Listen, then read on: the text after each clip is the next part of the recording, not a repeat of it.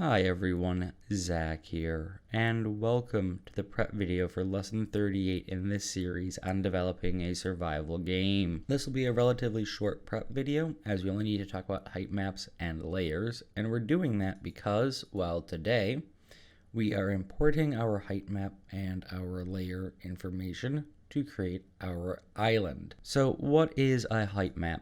A height map is an image created in a third-party software that is not Unreal and that is used within Unreal to create a terrain.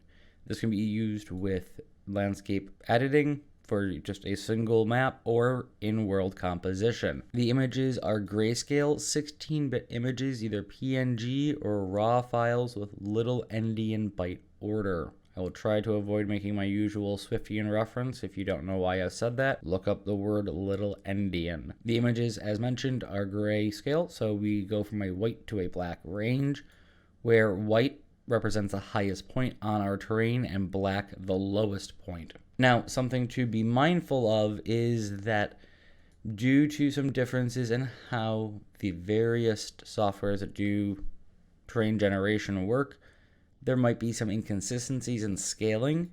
So like for example, we have to modify the Z scale in Unreal because of how World Machine works when they make their height maps. Next, we have layers.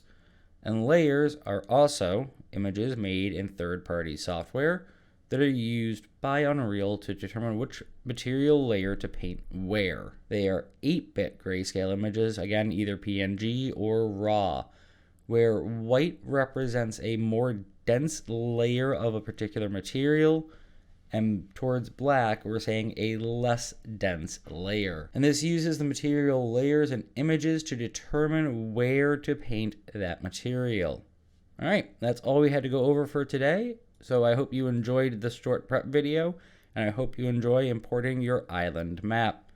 That said, I look forward to seeing you in the tutorial, and I hope that you have a wonderful day.